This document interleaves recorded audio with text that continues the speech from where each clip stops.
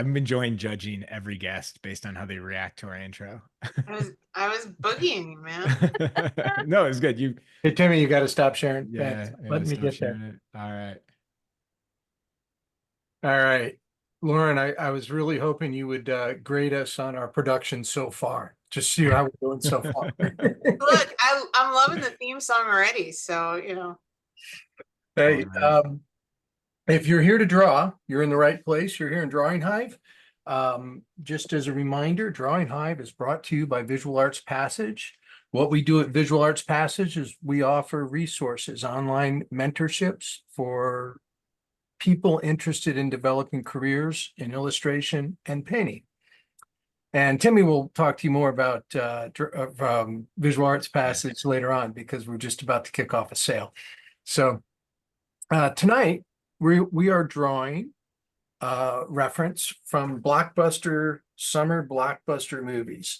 And I picked things that I thought were blockbusters. I'm sure there's many past. These are we tried to stick to nostalgia. Yeah. Jaws was number 1 and Raiders was number 2 on everything I looked up. So I thought, okay, I got to go with that. So we do 3 poses, 2 20-minute poses, and then a 30-minute pose, a 40-minute pose, where you can choose to do 2 references or just work on one a little bit longer. Or if you feel like just doing one drawing all night long, that's fine too. We are very lucky to have a guest in the house tonight. I'd like to say that I've actually built a lot of my education products around just listening to Lauren. I have a portfolio class that is I keep manipulating every time I talk to Lauren. Lauren is vice president and creative director for Orbit Books, has been there for 9+ years, correct? Something 15 like now. 15. I gotta update my bio. You gotta update your bio. Yeah, big time. I think you have an old bio. Okay, so hold on. I'm correcting your bio as I'm doing this. So after not 15 years, after 24 years of art directing book covers, you've been at Orbit for the past 9. I know that Lauren is a graduate of SVA in graphic design and advertising, and has worked all over the industry. Has worked in the fashion field. You work for Perry Ellis. I think you worked for MTV, and have just done a number of great covers. These are some brief examples of things that I think you were a part of. And anyway, welcome. Thank you for being here. Hello. I prefer to look at my book covers than my face, although my eyeliner was on point that day. I just came in from the sweaty, disgusting New York rainy subway, so I'm not looking quite as glamorous right now. Yeah, I was doing the math. I know it's 15 years at Orbit because I get a sabbatical this year that I'm taking. I get a month off. So I'm excited about that. It's after 15 years, you realize how much of your life has been embedded. Like, there's no work-life balance. Like, all of my personal email is in my work email is in my whatever. They turn off your work email for a month, and it's actually horrifying. It's wow.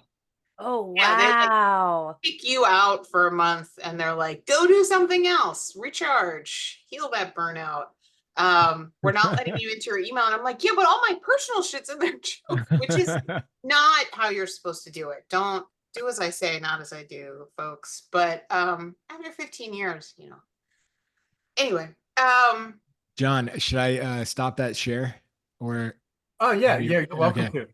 All right. So everybody, please, throughout the night, share your work with us on Instagram. If this is your first time joining, at the end of the night, we'll check out all the work. So if you post it to Instagram, let me make sure I get my tag right for this weekend, because we do a different tag every weekend. It's #BlockbusterHive, #DrawingHive, and @VisualArtsPassage. We're going to check it out at the end of the night. It's awesome. I'll set a reminder for when we move poses, but follow your heart, draw whatever you want. all mediums are great. It's always fun. So yeah, get to drawing. Lauren, this is awesome. Thank you so much for being here. So Be here. Always we have always, fun with you guys. we always like check in. You'll learn a little different than a guest speaker event because it might be a little bit more casual. Oh, I love that. Sometimes we'll talk about like favorite movies and books and stuff, but Great. one of the questions we always ask is like, what have you been working on lately? Like big projects, endeavors that are taking up a lot of your time lately? Yeah, we've been starting to do really high-end special editions at Orbit, which we never were able to do really before, because we didn't have like, not to go too deep into the publishing weeds, but mostly what we publish, we're not selling to people directly. We're selling to Barnes and Noble and Amazon and indie bookstores, and the bookstores sell them to people.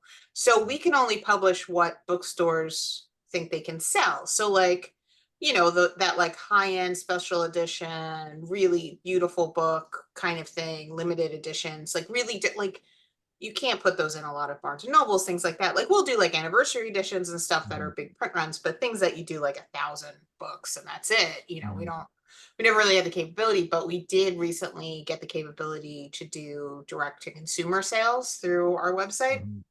So we've been like really making fancy books. So for the first time in my career, it's like all the foils, all the fabrics, all the hardcovers, Oh, Yeah, I was just so gonna say, like, what do you so when you think of exciting. when you think of a fancy book, what is that? What goes Yeah, into I can that? show you. I have examples. So so it's like this was actually a trade edition, but I mean like we did a book with Riot Games, Ruination, and this is like a special edition, with like the slipcase and Ah, the edge staining. Everybody's into painted edges now. Oh, And totally.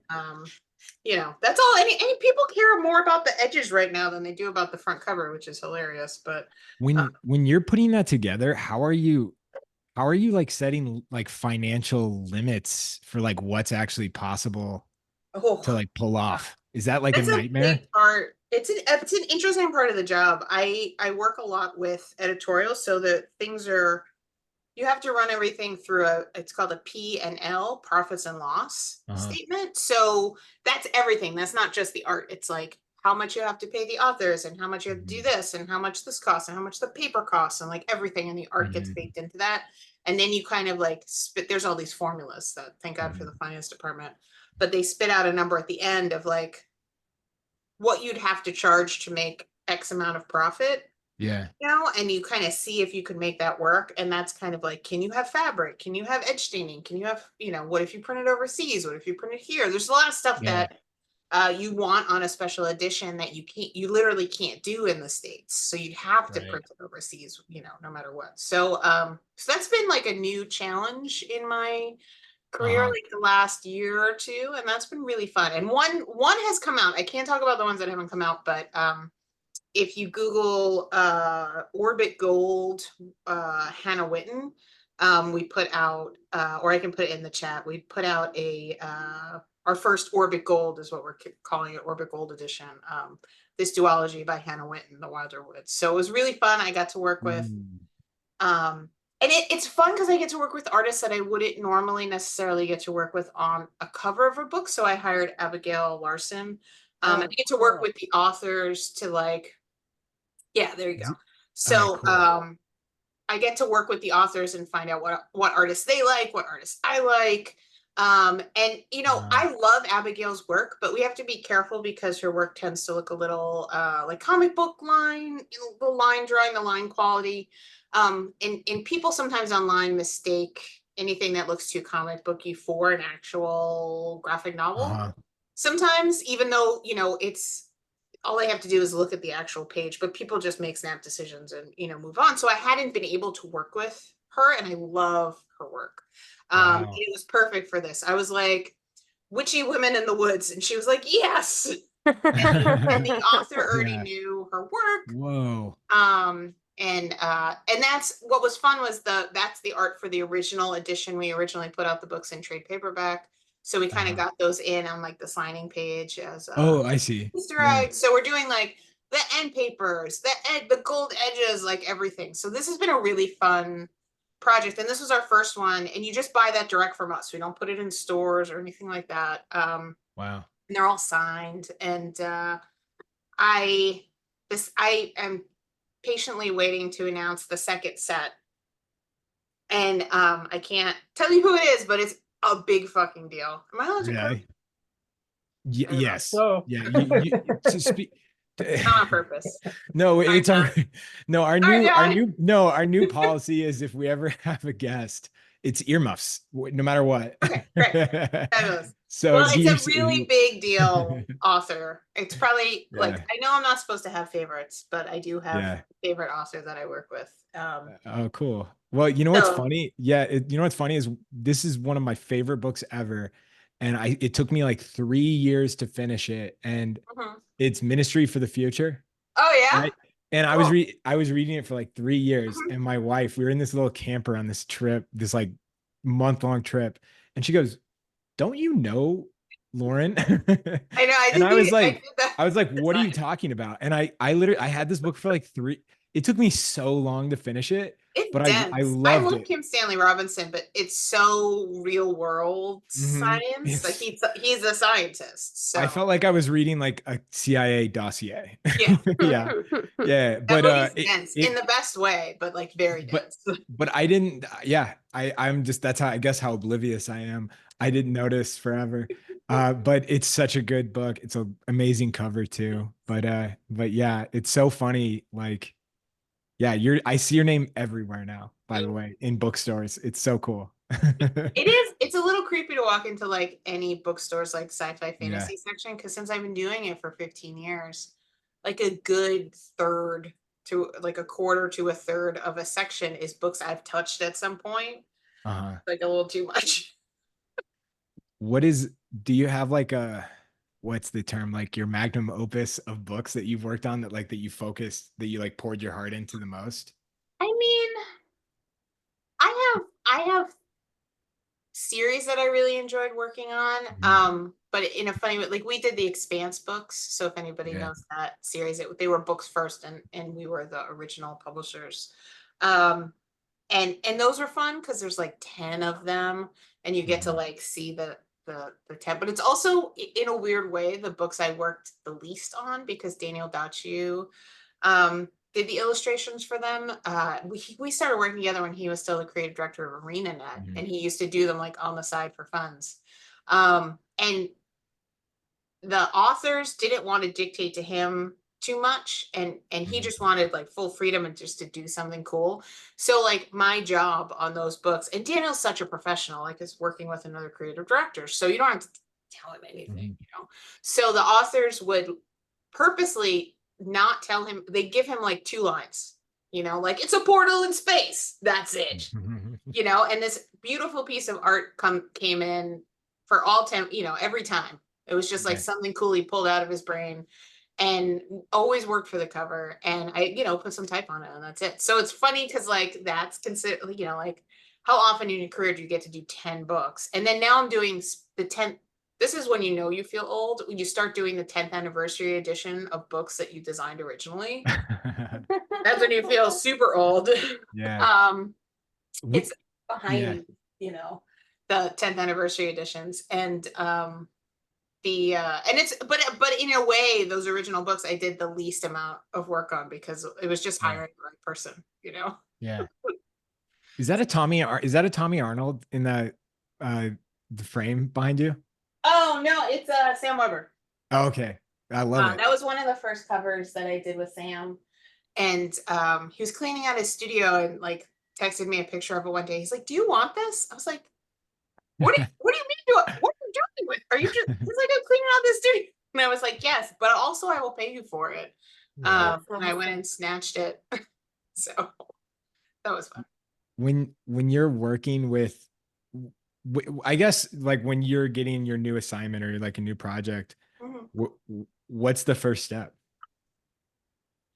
Well, we work by seasons, so we'll have a big briefing meeting, it's called, and we'll run through the whole season with the editors all at once. And we've kind of developed forms over the years, like to kind of like they're called briefing forms, but they're really just like notes to start a Mm-hmm. conversation.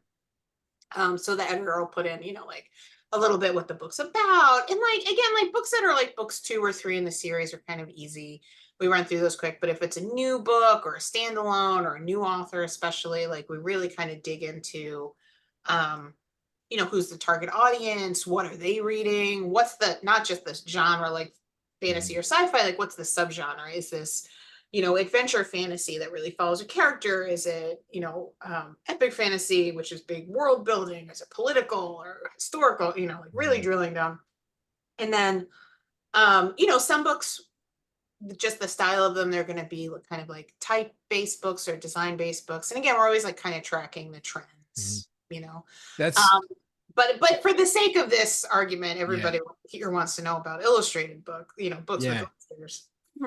So we'll take, I don't art direct every book. I have you know, a small team. There's 5 of us now, and some other folks are art directors as well.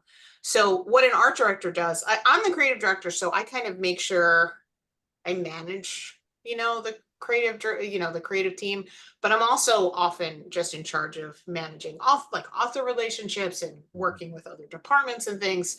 So I get to decide like who works on what, or we kind of decide together, you know. But when things break up into art directors, if they're going to be working with an illustrator, which again has a lot to do with trends and target audiences and what we're trying to achieve, you know, if like some kind of diverse character or specific identity is really important to the book, either the age or the race or some kind of, you have to show the character on the book. So a lot of times those books will go to, you know, character illustrators, big landscapes, space operas, things like that. You know, you're going to illustrated. So we kind of control the choices. So we'll kind of get a is feel that is that ever frustrating that you have to, like, I guess, does it feel like not dumbing, that's not the right word, but like having those parameters of being like, it's this type of book, so you have to put the character on it? No, not No, necessarily. I Mhm. think it's always like, it depends on the house you're at.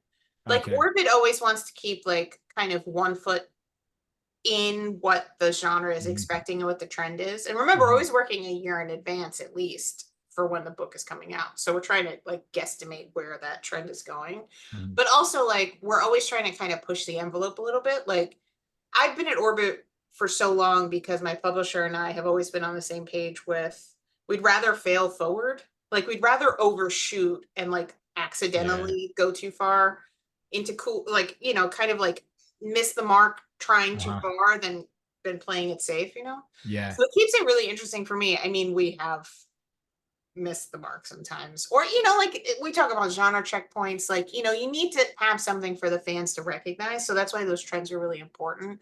You don't want to do something that's so different to the trend that people don't realize that's what they want to read. But you also just don't want to do something super expected and just spoon feed it to them, you know?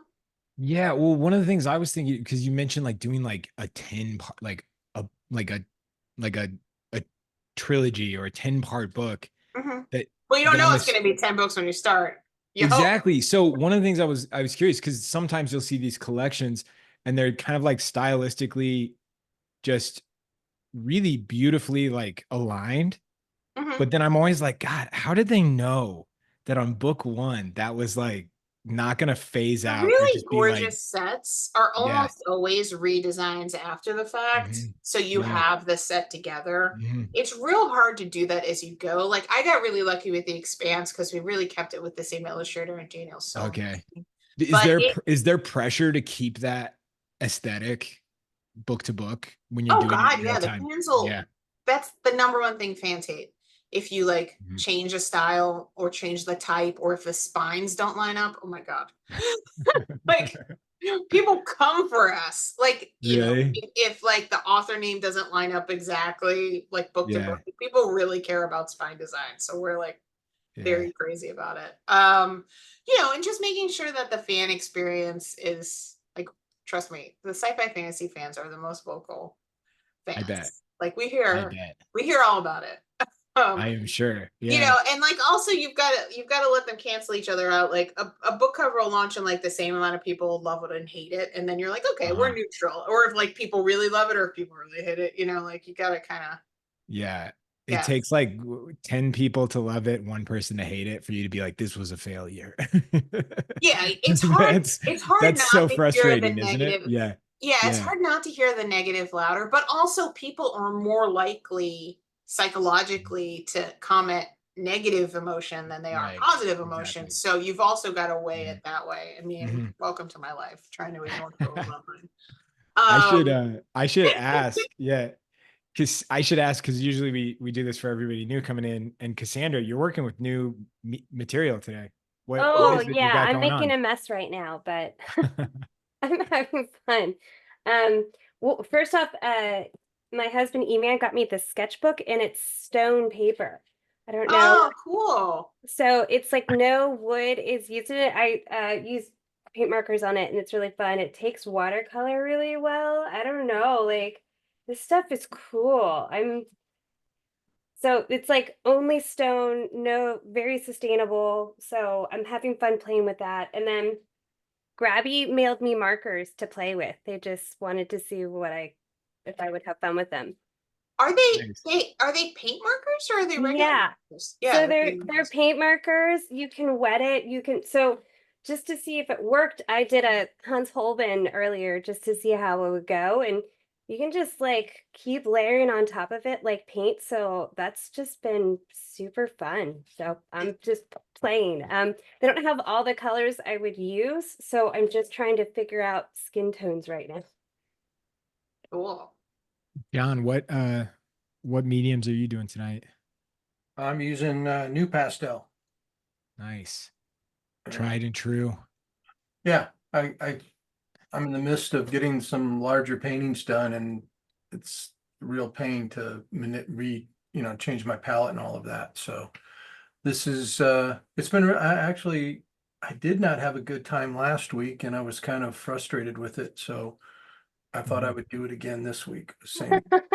Yeah, You just keep Scott. pushing that frustration. Yeah, for anybody who wasn't here, Scott Anderson came in, a really great editorial illustrator, and he texted me after. He goes, "Next time you have me on, give me a warning about the reference, man." He's like, and he Oops. goes, "I felt like I stepped into like a fog of war." Like, yeah, it was a tough reference week. So, would you say this week's a bit easier, John? The references nails Yeah, this week, especially this show. I love this Oh show. yeah, I want to get to Robert Shaw. Like I just yeah, hear Jaws quotes nonstop. His yeah. eyes were like doll's eyes. So, Lauren, what were you an artist? Like, what bridged the step, like, got you to step into art direction and going into cover art and becoming a creative director? How did that Um, start out? uh, a giant nerdery, I think. Really? I went to school of visual arts, but I went on the design side. I was Okay. like pure designer trained. And I worked for a lot of teachers kind of through the process. Mhm. Teachers in SEO are always looking for interns, things like that. They're, since Yeah. it's right in the middle of New York, working professionals. So I worked for a lot of teachers kind of along the way. And my Who senior were some of them? um, I worked with Kathy Henze, who is the creative director of Perry Ellis, and I was her kind of intern for a while. I actually redesigned the Perry Ellis logo and they accepted mine, and it was kind of funny because she was happy about it, but she had gone through all of these iterations, and one day she like came by my desk and she was like, "You want to take a crack at this? They hate everything that I do." It's like, okay. And then my logo was the Perry Ellis logo for the entire house for like 5 years. Wow. Whoa. Wow. And they got it for like $8 an hour because I was an intern. I was just happy to be a paid intern. I thought I was swimming in money, $8 an hour. But Oh we all yeah. know which Yeah, corporate living life. in Manhattan. Yeah, you were living a big life. Oh yeah, totally. I mean, I was Yeah. commuting from Staten Island from home, so it wasn't quite that big. Oh hell yeah. Uh, That's awesome. and I worked for I don't do you know Christoph Niemann, the editorial I, illustrator, I conceptual illustrator? certainly know who it is. I don't Yeah. know them personally. I was his studio assistant. It was he and Nicholas Bleckman, who is R.O. Bleckman's son and an art director, art directed the New York Times book review for a long time, and like New York Magazine, New Yorker magazine. Worked in their studio for a little while, and I worked for MTV for a bunch of folks. What year was that, MTV? 1999 to 2001. I was kind of in and out per projects. I worked on the Video Music Awards. It was back when MTV was cool. Yeah, I was Like gonna back say- when they still had music on. What? Back when they still had music on. Oh yeah, totally. I did on-air graphics, which was insane because the technology has changed so much. It's so much easier now. When I interned there, my entire summer internship was blacking tapes. So what you did was literally stand in a cold room with like 10 video recorders and record black onto blank videotapes. So it covered the snow that blank VCR tapes have with black, and then you could load up graphics on top of the black. So I spent like an entire summer in a cold room. You kind of ruined my question for you. I was going to say, did you get to do like the MTV summer break or spring break? No, Loader. I did not. But because we were working on Total Request Live, I don't even know if that's a thing anymore. But every afternoon we worked on the graphics for Total Request Live, and it was a live show. So it was like very stressful, you know, like you were kind of doing stuff on the fly. And I'd be literally running tapes back and forth because we were right above them, like up and down the stairs. But I got to meet a lot of folks in the music industry, like, you know, like at the time, like my biggest win was like Green Day. I was a big punk kid. That's huge then. I went to McDonald's in Times Square with Green Day. Oh, wow. It's like, oh, I made it. That's massive. That's Yeah. incredible. That's the dream. It was Yeah. great. It was great. Cassandra was like back when MTV it was cool, and I was like, yeah, like Jersey Shore, like height of Jersey Shore. No, that was before Jersey Shore, wasn't No, I know. It was I'm definitely being, before Jersey I'm Shore. Yeah, being- I'm like, no, I'm no, being like, fully I know sarcastic. exactly Yeah, what yeah, era yeah. that is. Yeah. I'm being completely sarcastic, All right. Cassandra. Oh, You don't hurt worry. me there though. I was like, no, man. Yeah, I worked there for a while, but I got the job. My first publishing job, it was like January of my senior year. I had transferred it anyway as a 5-year student instead of 4. And there was an opening at St. Martin's Press, and the art director was like a friend of one of my teachers, and was like asking if there was anybody in the class that like would come in for like a junior design, whatever. So my teacher was like, hey, you should go for this job, and let me out of class. It was James Victori, if anybody knows that, illustrator, designer. And he was like, why don't you go interview for this? I was like, okay. And I got the job. So for about 4 or 5 months, I was like working full time and trying to keep my classes going, which was very stressful. Yeah. But you know, you don't pass up the whole point is to get a design job, right? So so I got kind of a special dispensation to like miss a bunch of classes, but I kept doing the work. It was weird. Anyway, but and then I just stayed in publishing. I worked at St. Martin's Press for a couple of years, moved over to Doubleday over like 6 years, eventually became the art director in charge of their paperback division. And then when Orbit came over from the UK, Orbit had been publishing for like 15 years in the UK.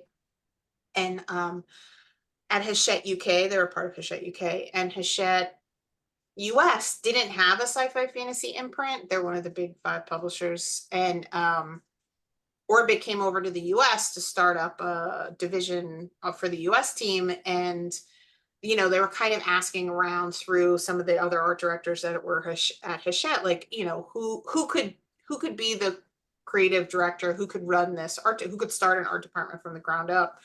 And I was kind of the only super geeky person who was kind of at art director level or was like running an imprint. So I met, you know, kind of word got around, and, you know, the publisher asked to meet with me. It got through me through friends at school. I mean, it's all who you know, right? But book cover design is a really small community. So I got on the phone with the publisher. He was like, you know, we're starting an imprint. I hear you're geeky. I was like, well, I have Elvish tattooed on my arm, if that counts. He's like, that definitely counts.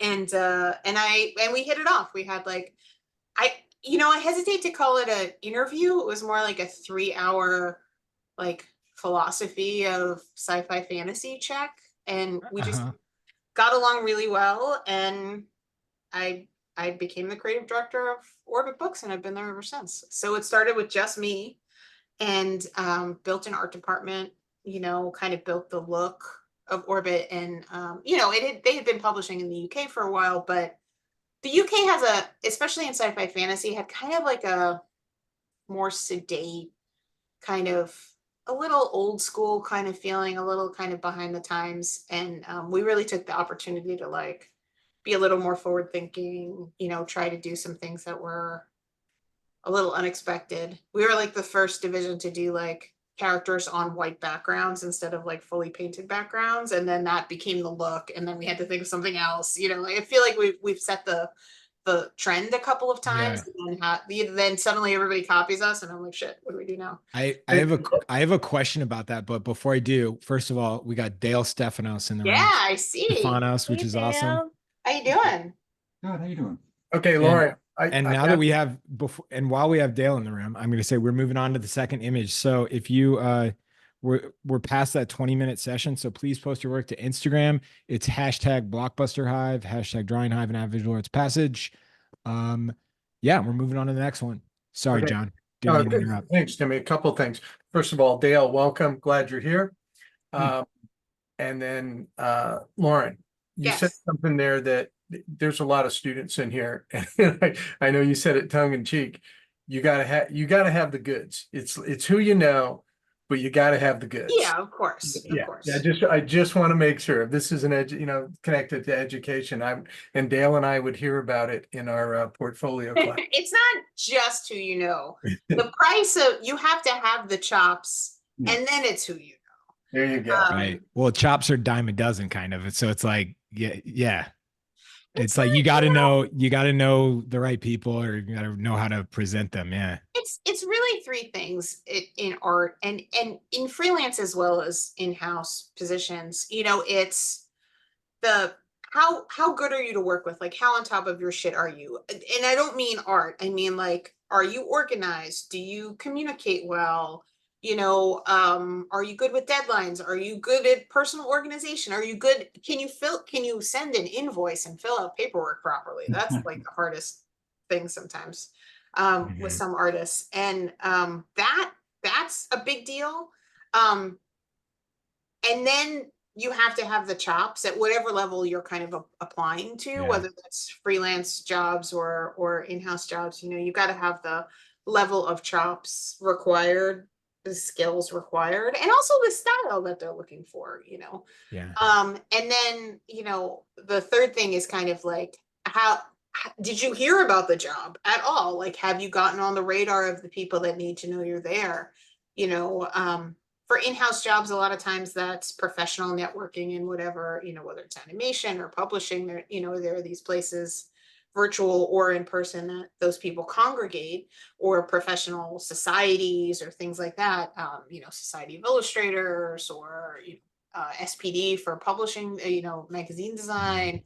Animation has their own, kind of communities. And that works for in-house or freelance. And freelance is really like, are you getting on the radar of the art directors that you want to work for? And a lot of that is like cold emailing, meeting people at events, following what they're doing online, either podcasts or whatever. I feel like every podcast I am on, or event or things like this, people are like, oh, well, that's how I get work from Orbit. I have to get my work into Lauren's email inbox, and people's emails they're not hidden, but they're not necessarily easy. Like, you have to match up, you have to do the work of matching up, like, who works at, if you want to do Magic the Gathering cards, you got to know who the art directors are, Right. It's more about finding names than finding emails. Once you know the name, the email is easy to find, but you figure out who works where, either by podcast or LinkedIn or professional kind of connections, things like that. So, you could be the best artist in the world, and you could absolutely have your business shit together and be really great to work with. But if your work never gets to the people hiring, then you'll never have a career. And vice Yeah. versa. If your work is getting to the people that it needs to get to and the chops aren't there, that's not going to work. And if the chops are there and you're getting your work in front of the right people, but you're terrible to work with and, you know, don't have your shit together or miss your deadlines, or you're just honestly mean. There are some folks that I won't work with again because the working with them was so not fun. You know, I have the privilege of getting to choose. I don't get to choose the final choice, but I get to control the options. There's definitely plenty of times that, you know, I could choose any one of 20 artists to work with, and I'm going to give the editors maybe a choice of 3 or 4 people. I get to choose who those 3 or 4 people are. I might not be able to choose alone who the one person is, you know, like that's the publisher, the author, the editor, you know, they all have to agree and approve the person, but I get to say, okay, choose from these 4 people, you know? So, Yeah. you know, it does pay to be good to work with, you know? On that note, like whenever you have like artists working with art directors, I come from a commercial photography background, which was like there was much more pressure to, I think, work well with creative directors and art directors, and like they were more seen as like true clients, right?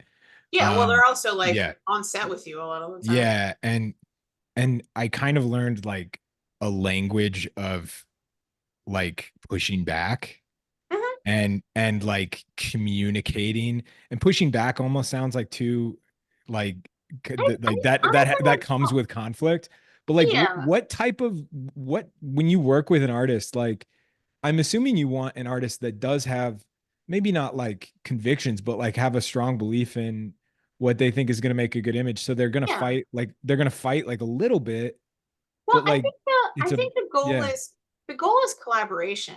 Like I yeah, don't want to hire somebody that's going to do exactly what I picture in my head. You know, right, I will fall back on that if needed, you know. yeah, There's a spectrum, you know. There's some artists, like I was yeah, saying about the Expanse books, you know, there's some artists, you know, you're just going to give them like a little kernel of something and they're going to run and they're going to come back with something fucking great. And you're yeah, just kind of like not really part of the process. You're just kind of like giving them what they need to go. And then the yeah, opposite side of the fence, you know, is like working with somebody like a Sam Weber, like he really wants to collaborate. Like he wants to read the manuscript, you know, he wants to dig wow. into the concept behind he's a very fast reader, thank God. But he's a big nerd. He doesn't want Yeah, to just like go off into the corner and come up with something and come back to you. He wants to talk about the ideas, what you're trying to achieve. Tommy Arnold is like that too. Like they really get into books and book covers and what you're trying to achieve. You know, they're really thinking yeah, about like what the problem is, you know, and they're hyper collaborative. And there's, you know, a spectrum in between. I think the best case scenario on either side is like I'm not looking to hire a brainless service, you know, like yeah, I want a collaborator, you know, for as much or as little input as I have. Like I want the 2 of us to come up with something that is better than either one of us could have done alone, you know? are there yeah, absolutely, are there times where you're kind of like, well, you give a little bit more space to the artist, just being like, well, they're just really passionate, so I'm gonna let like how they're handling this slide. Do you know what I mean? Where there's almost like a Oh yeah, totally. yeah, And there are definitely times that, you know, I either because my job is to be like the middleman between the words people uh-huh, and the pictures people, you yeah. know, and the words people always want to dictate too much to I the love artist. this. The words people versus the picture people. That's It's true awesome. though. Like they really like the words people really want to tell the artist exactly what to do. And it's my Yeah, job to kind of carve out the space for the artist to have as much yeah, freedom as possible. Like my goal is to like hear from the words people what the goals are, either the target audience or the emotion yeah, or like what we're trying to get across, and then kind of like not listen too hard to the rest of what they're saying. yeah, um like I'm not a micromanager. I've always found the more freedom you give artists within bound, like it's my job to like set up the playground and then let uh, the artist play in it. yeah. And some artists, especially depending on their experience level, need more or less, fences. But when people need more help kind of earlier in their career to just sometimes see what you're trying to do. I think a lot of times artists early in their career, like they're so worried about getting the best looking image or the most accurate anatomy, they forget that like the goal is to sell books sometimes. Yeah. So, I sometimes I have to manage, like, this isn't about a fine art piece. This is a piece of advertising, and sometimes there's some friction there. But I always want an artist to feel like I have. Not only have I never like been annoyed that an artist asked questions or wanted to talk through something or anything like that, like I actively encourage it. The more that they can understand what I'm trying to achieve or what I'm trying to help my authors and editors and publishers achieve, the easier the job goes. But like, Yeah. I don't, and I always teach my editors, I try to teach them pretty early on in the process, like when they first come to Orbit, how to give good feedback. I teach a class in NYU publishing grad program. It's an art class, but it's a design class, but it's for people who aren't going to be in the art department. Like artists don't, like book designers don't come through that program. It's all editors and marketing folks and publicity and everything. But I teach them how to not drive their art departments insane. So, things like, don't tell me to make it red. Tell me you want something to stand out more, because maybe the answer is not make it red. People are always like, oh, make the title bigger. That's not the problem. Like, don't give us the solution. Say, the title needs to stand out more. Sometimes paradoxically, that could be making the title much smaller. So I try to teach the words folks how to talk to the picture folks, and I try to, That's super interesting because that makes me think of like directors, because I've been on commercial sets where they're like, the cardinal sin is like, I want you to say it like this. right. Yeah, exactly. Yeah. But You you never want to do give that. people the freedom you have them, ideally you have people on set, or you're hiring illustrators who have an expertise. Like, you've got to let them solve the problem. That's why they're there. So Yeah. On the to a degree. topic of expertise, John, I know you have a presentation for tonight, right? Oh yeah. All right. Are you ready for your intro? I wouldn't do it without it. All right. Oh, whoops. We don't have action news tonight. It's this one.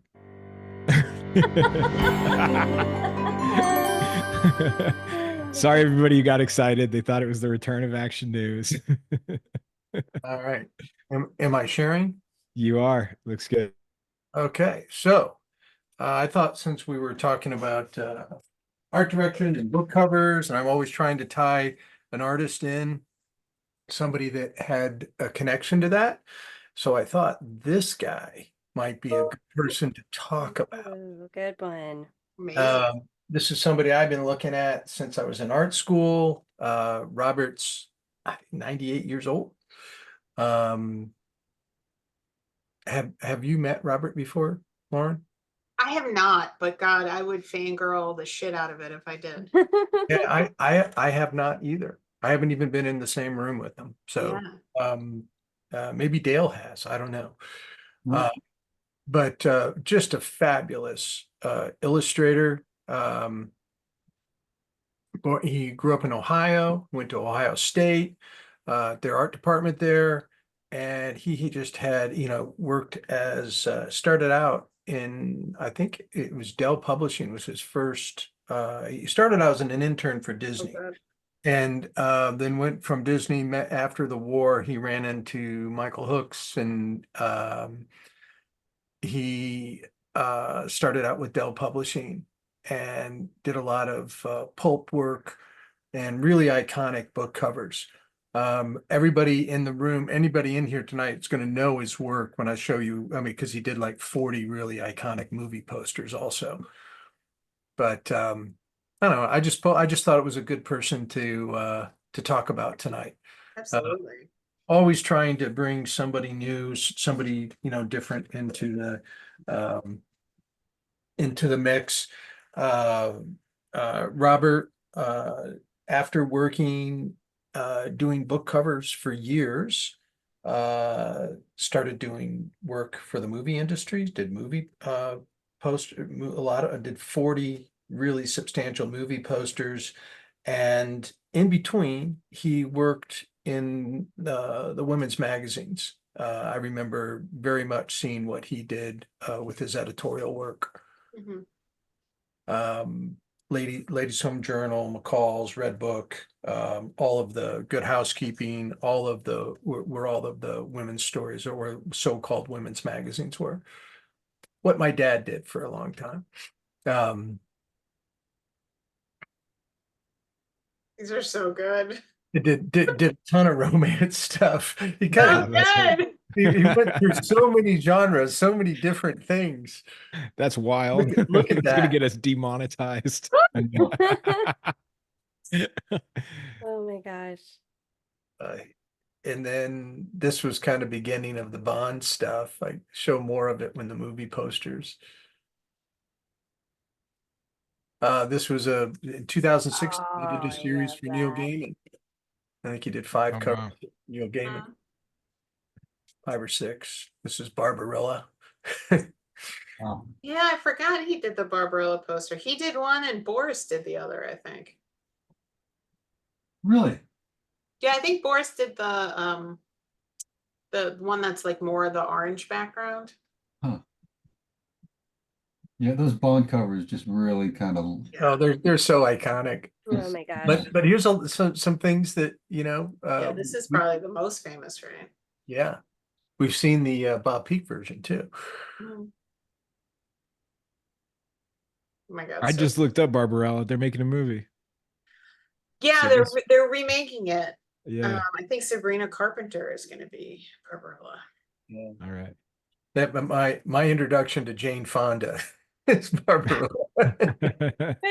Love that movie. I like Jane Fonda a lot when I was a young man. This is wild. The speedboat coming out of the alligator. Just Yeah, yeah. that's an illustrator just having fun. Oh, Yeah. that's Look at the so Woody Allen great. piece. Look at the face on Yeah. Diane Keaton. So awesome. Wow. Looks like you, Dale. Yeah, Yeah. License to Kill. Look at that. Oh Wow. my gosh. That's Yeah. great too. Just a wonderful movie too. Yeah. Charming. But man, the guy had some serious chops. Oh my gosh, it does. This was an editorial piece. Some of it, the Saturday Evening Post cover. Oh, it's interesting because he, you know, at the end of his life, he's still working. I would assume, I don't know.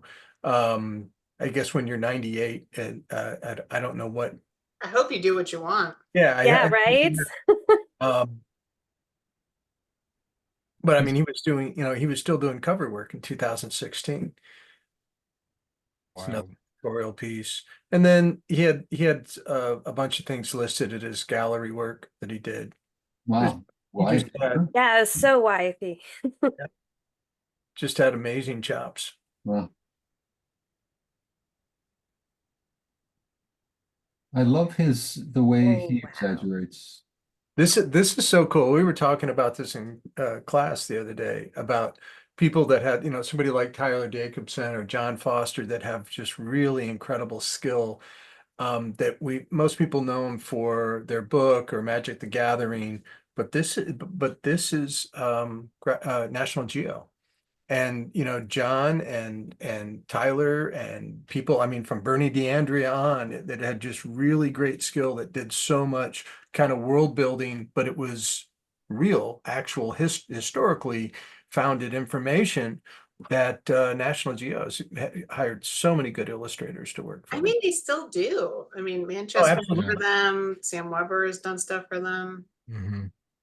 They have some fun Foster, stuff. Foster just did something for them Oh, recently. did he? Wow.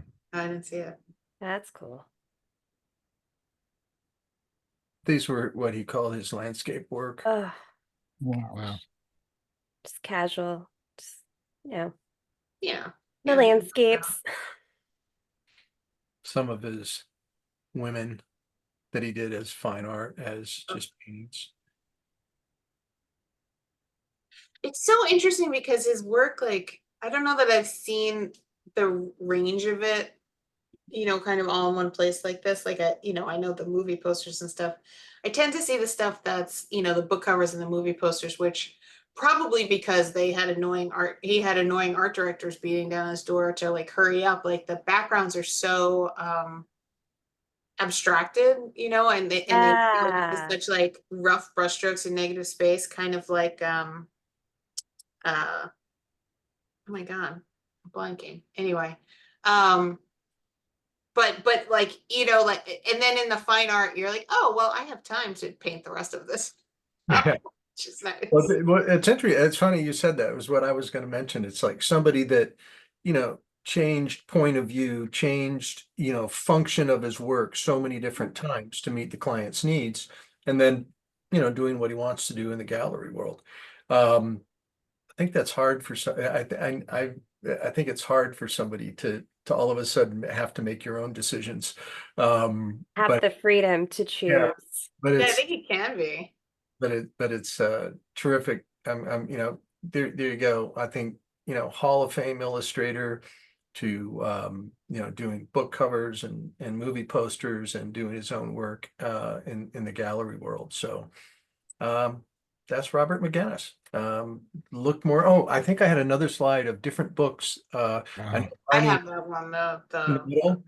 book Yeah. on the left. Yeah, my husband has that one too. Arnie and Kathy published the one in the center. Oh yeah. Yeah. Cool. Oh yeah, get there. Yeah. Cool. And then the probably the most complete book of his images are the one on the right. It was published in Japan. But fabulous artist, and I hope you all will remember and take a look. And when you think about that historic illustration work.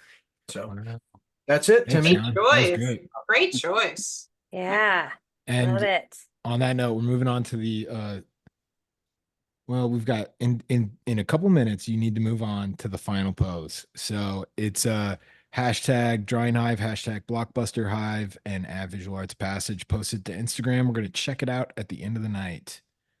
That was great, John. That was really interesting. Yeah, thank you. Thanks. We try. I was going to ask you this, Lauren, because I'm assuming, 15 years in cover art publishing, you notice the trends, what like makes a book fly off the shelf, and then maybe what slows down. If you had to, Sometimes. if you had to, yeah, I guess. But if you had to like Frankenstein all of the things that like you're like, oh, that people go nuts for that, what would that cover look like? I mean, you'd have to tell me more about the book. Okay. People. Do you know? I guess I guess I was thinking like Yeah. trends in color, or like, is it not that simple? It's not that easy. I mean, and also Yeah. as soon as you can like, because there's two things going on. It's like genre checkpoints, which are kind of like the tropes, which, like Yeah. people roll their eyes, but that's how people know what they want. Like the funniest example is, like not beautiful romance covers like the Robert McGinnis ones, but romance is a genre where for a long time, less so now, but for a long time, the worse the covers look, that became a genre checkpoint. Like cheesiness was a genre checkpoint, and the folks that read that genre, mostly women, like would make fun of those covers while they were buying them hand in fist. Yeah. And a lot of my art director Okay. friends that worked in romance expressed so much frustration because the fan base is saying they want better covers, but then when you give them better covers, they don't buy them because the genre checkpoint is for cheesy covers. So it's like that, like Where's Fabio? Yeah. exactly. And then, that was kind of a weird moment when like 50 Shades of Grey took off, because it didn't take off with romance readers first. It took off with folks that weren't romance readers, and that's why it looks so different. And it, Oh, interesting. and then romance readers kind of caught up to it. But that came out of fan fiction. I mean, 50 Shades of Grey was a Twilight fan Oh, fiction. I remember that. Oh, I really? just didn't Yeah, realize that so- it didn't take off with romance novel readers. No, so it was a self-published kind of phenomenon. So no, if that book had been a romance book, it would have never had the cover that it did. But strangely, the cover being so different from what romance looked like sold it.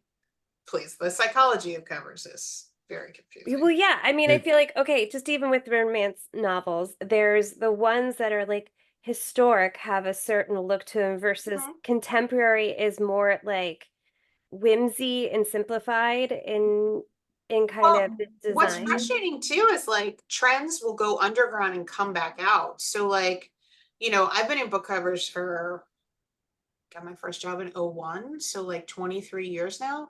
And that, if you look at like romance covers now, they're very like flat graphic, kind of almost a little cartoony. Like if you look at Mhm. like the Hex X and like, like cute, they're poppy kind of colors and they're very flat graphics. It's Yeah. chick lit. In Mhm. in the early, the mid 2000s, into 2009, that was the look of chick lit. And then people got sick of chick lit and it went underground and it came back out. The same graphic style came back out, but associated with a different genre. And the same thing's happening with urban fantasy. So, like urban fantasy was so hot and like, like the look was, like Dan Dos Santos and like, that like very hyper realistic painted kind of quality. And then, urban fantasy fell out of fashion and it went underground. And then that look kind of pops up elsewhere and they're calling it something else. So it's like very, trends don't die, they just go underground for a while. And it happens not just with visuals, but with the content too. So like steampunk was a huge thing, right? Oh, And yeah. steampunk was so hot, and then everybody got sick of steampunk and it got burnt out. And now they're pitching gas lamp books now. And I'm like, what the fuck is gas lamp? I And was they're supposed like, to oh, ask, what is Gaslamp? I've never it's even heard. steampunk, but they can't call it steampunk because everybody's like, oh, steampunk doesn't sell. So now it's called gas lamp. It's the same Uh, thing. has there ever been a trend where you're like, I cannot wait until this trend is over? I wasn't a huge fan, and it was very big when I started at Orbit in like 09. It was kind of that weird hybrid of like it wasn't a photo, it wasn't an illustration, it was kind of like half in between. And I Mm-hmm. Yeah. really wasn't a fan of that. And that was kind of one of the things that I said when I kind of came into Orbit. I was like, look, if we're going to do something photo based, I want it to hire a great photographer and have Yeah. it look like a great photo. And if we're doing an illustration, I want to hire an illustrator and have it be a great illustration. I don't like this like, over filtering of photographs to make it look like a illustration. You're like, no, we're none of this middle crap. We're doing one or the other. So I was very happy when that kind of started to die off. Yeah. Um, On because the I other was, hand, I want to know then, what is your favorite trend, or like, do you have one that like was just delightful when it was going or is going? yeah, I mean, I don't know that it's a trend, but I really like how, diverse characters on covers. I don't want to call it a trend because it's an important change. Mm. But but as far as, changes over time in book covers, it's the representation on in cover characters has become Yeah. so much. It went from something that I had to fight for, not that anybody was saying, oh, don't put, diverse characters on covers, but like Right. fight to say that this was important. It was important, especially as a woman in sci-fi fantasy. Like I grew up when like I was the only girl that liked Star Wars, Mm. Yeah.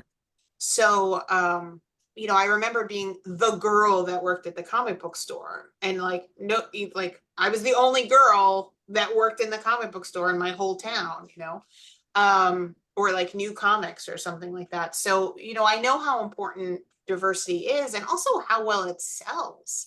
People are hungry to see themselves in sci-fi fantasy, so that seeing the tip over go from pushing character representation to people realizing that it sells a lot of books has been really gratifying because I'm like, yeah, put it on the cover. People get excited about it.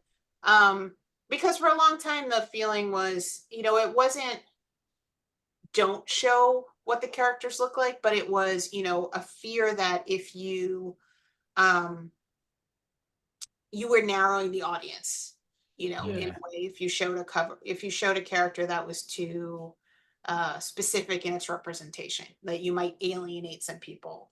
You know what? Those people are not reading that book anyway. So, like, let's just, but we had to go through the whole Gamergate thing. Right. We had to go through this massive pushback in fandom to allow room for there to be, women first, and then, more cultural diversity, things like that. Like the fight has been uphill, but it's been very gratifying to see. Again, I don't want to like cheapen that by calling it a trend, but No. That was like a really great answer of, It's 'cause certainly that's like the an true reality of like what is going on in your work. yeah, like when I started at Orbit, I think, my original fight was like, we need more, women illustrators doing covers of these books, and now it's so gratifying to see folks of like all backgrounds and, all genders and all, like it's just opened up so much, and there's so much work in sci-fi fantasy. There's so much, because it's not just book covers, it's also games and it's movies, and the culture has become so much more sci-fi fantasy. So there's so much more call for so many different artists' voices and expertise and things like that. And it's not just, gender or culture. I love matching artists to things that are their special knowledge or their special interests. I remember talking to, and that and it's tough because, you meet artists, and sometimes when you don't meet them in person, you don't have this kind of connection with them. But when you're hanging out at a con, you just hear that, like this artist took up fencing, or, like is a LARPer, or this artist is like really into golf, or, whatever it is. Like you just hear about people's interests. So when that comes up and I'm like, oh, I know exactly who to hire for this, because I don't know about it, but I know this artist does. So they're going to automatically, unconsciously put Easter eggs into it for the fandom that they belong to. So I like matching artists to their interests in a way. Not that it has to be, but there's always like a little extra something, and that could just be hobbies, like who's into cooking, who's into, oh, well, recently we matched, I can't really talk about the book, but because it hasn't been announced, but an artist that I knew had a specific interest in gardening and botany, and a book that is absolutely based on, a fantasy world, but it's very based on, botany and things like that, and gardening and, plant stuff. So, it was great to hire an artist who knew what was cool about plant stuff and what plant people want. So it's not always about, the diversity of representation. Sometimes it's just, what people are really into, and it's nice to know that. Can I just say how lovely it is to just hear how excited you are to learn that much about the artists you work with and what they're doing, and that's just lovely to hear. Oh, well, thanks. I mean, the thing that's kept me in my job so long is not designing covers, if that makes sense. Like I've designed some cool shit. Like the win for me is not, designing a book cover anymore, although I still enjoy it. The win is, like giving somebody their first book cover, or getting the collaboration is the high. Working with an artist that is a really fun collaborator and getting to something that like kind of neither of us could get to alone. Like those are the wins. Those are the things that kind of keep me going. So I'm just gonna cut in real quick because I want to remind everyone this is brought to you by Visual Arts Passage. For those of you who don't know, if this is your first time tuning in or you're just new to Drawing Hive in general, Visual Arts Passage, we're an online art school. We offer a lot of free stuff like what you're attending right now. We try to give out as much education as we can at an affordable and free price. But this all fuels what me and John and Cassandra and Dale and so many of the artists that come on here is we run an online art school that is a fully immersive, fully just like career focused, industry focused opportunity. Did I just freeze up? no, you're talking. No, Oh, sorry, it just froze up. My screen froze up. Okay. So what we do is we completely focus on the individual, and every class we have illustration and we also have fine arts classes, and you're paired up with artists who work in the industry, who are active members of what they do, and they're really at the top of their game. And day one, the whole goal is, what do you want to do? And from there, we set your goals, we set those targets, and we help you build your foundations. We go from foundations to understanding how to apply those skills, to building a portfolio and pursuing that as a career. Um, this next semester, a big part of this is meeting with these instructors, building a relationship, joining a community of other artists who are chasing that dream with you. But we also bring in guest speakers, and I am stoked for this semester. We have Afua Richardson joining us. Iris Compiet is going to be with us. My screen just froze, and so I lost my clip. But Jason, it's let me just look it up. If you're just showing the same screen, that's all we've seen. Yeah, I know. That's Okay. exactly what it is. But I just need my notes. Just No, we have checking. Iris, we have Jason Sealer, Francis Vallejo, Tony Rodriguez, and Scott Anderson are all going to be people that walk into the room, Wow. talk to you, share their journey, and it's an open Q&A. So like, you know, we there's a lot of value in grabbing information online, you know, from a great demo on YouTube to a great lecture here, and kind of self-prescribing what you can learn. But what we do is we really set you up with somebody that can kind of help you prescribe the things that you need to pursue your dream and get you there as fast as possible. The reason I say all of this is because tomorrow enrollment for early bird opens, and it's $200 off. The code is CHIRP, like a bird, CHIRP. And you'll save $200 over the course. I always tell students, like, definitely sign up during early bird. Over the course of your enrollment, you could save like easily, it's like $1,000. So if you always sign up during early bird, you're going to save big. So our classes are very small, so space is definitely limited. You don't want to wait till the last minute. Yeah, I'm really excited for this semester. So it should be a good one. I'll give it back to y'all. Awesome. Forgot what we were talking about. There's a question though that I can answer. Yeah, let's hear it. David said, is the genre checkpoint driven by sales data or trends or both? Or do those two markers represent the past, not the future? I mean, look, the problem with sales data is you don't know what people are responding to, especially in a cover. It's very hard to get cover data, like actual numbers about covers. You know, there's no A/B testing. Really, like I can, you know, show a cover to 100 people and get 100 answers and still not come out the other side knowing that one, you know, if they're both good covers, you know. So we don't really like focus test covers and things like that. And sales data can, a lot of times, you know, like especially now, like TikTok sells books more, you know, is it the cover? Is it because a certain influencer read the book? Like it's really hard to tell. So we rely a lot on the kind of trend watching of the art directors and the creative directors who are in publishing.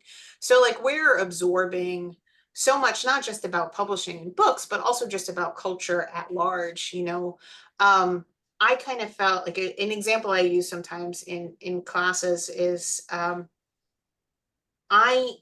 knew around, you know, like when I started at Orbit, like 09, 2010, you know, that like, you know, CGI kind of cover was very, very big.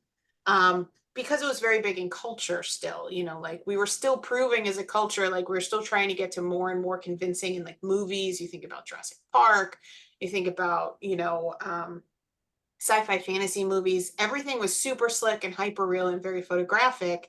And that's what book covers look like. And, you know, that they were looking like movie posters, things like that. And then unrelated to publishing, like I have a lot of friends in food and drinks, and I was going to restaurants and I was seeing like that like slick kind of like, you know, 2000s restaurant kind of turn into like Edison bulbs and exposed brick. And like I was looking at fashion and like heritage like jeans brands and like raw denim was coming in. And I was like, oh my God, I was like, people are sick of slick.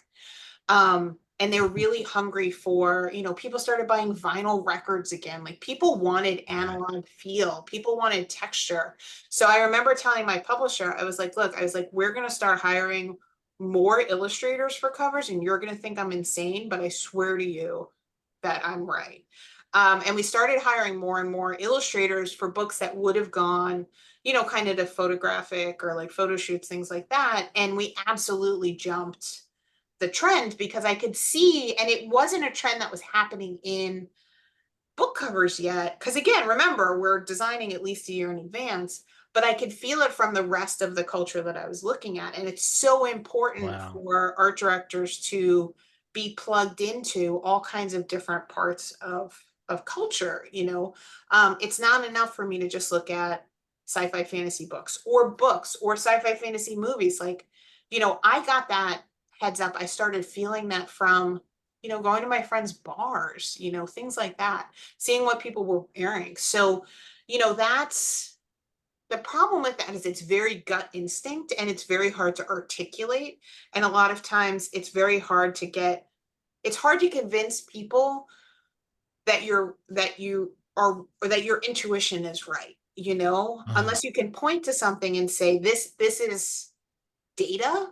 You know, it's very hard to convince folks. And that's why it's so important as a creative director to really like have editors and publishers that trust you.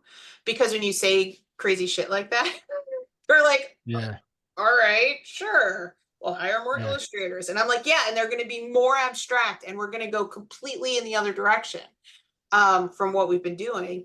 And, you know, maybe the first cover or two like didn't catch, you know, but then, you know, culture was kind of catching up. The idea is to kind of stay like half a step ahead of people. You can't be a full step ahead of people or else you kind of lose them.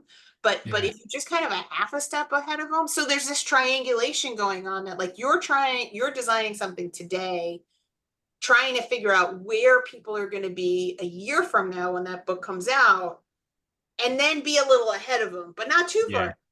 So that's my whole job, really.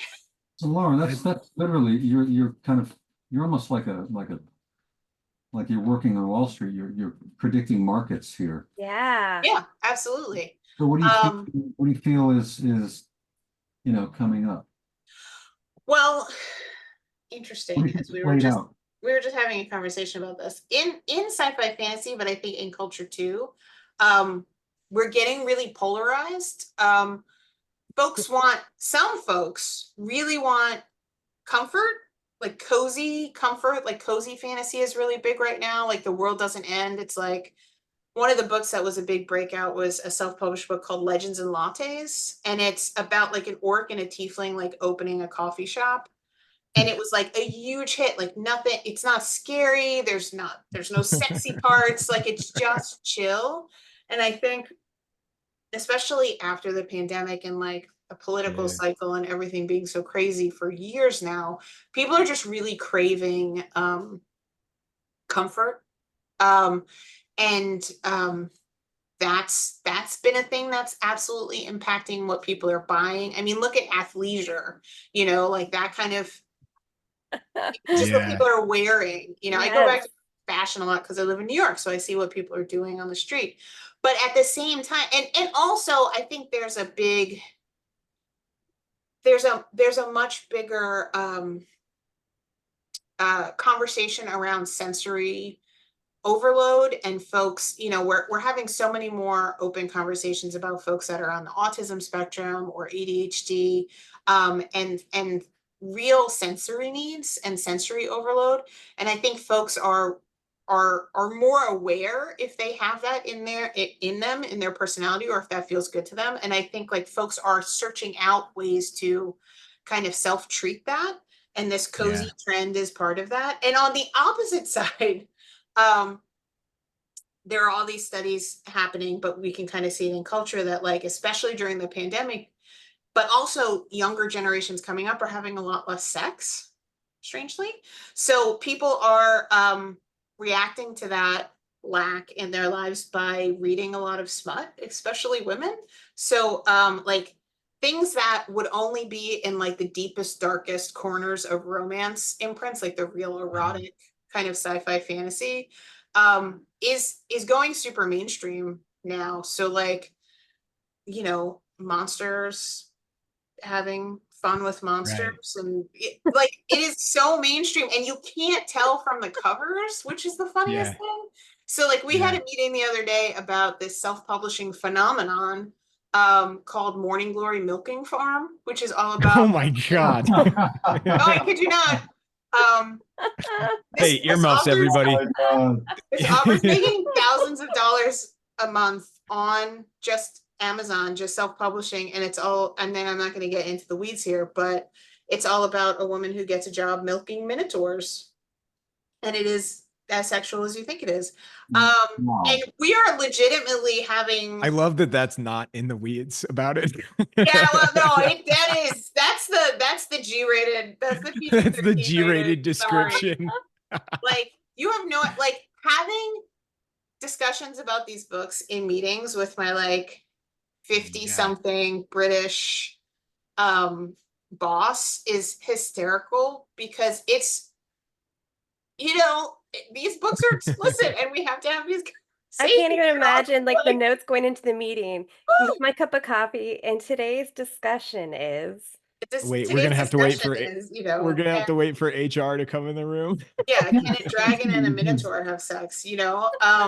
So I think I find it really interesting that the culture, and this is trickling down into not just sci-fi fantasy books, but genres, and especially like people are escaping in opposite ways. Like some folks are escaping into smut, and some folks are escaping away from the into the opposite of, but like it's really polarizing what people want. But it's all about, you realize at the root, it's all about escapism and how do you escape. So that's where our culture is right now. So that's super interesting, because Dale, I think I've talked with you about this because you're our resident rock star musician.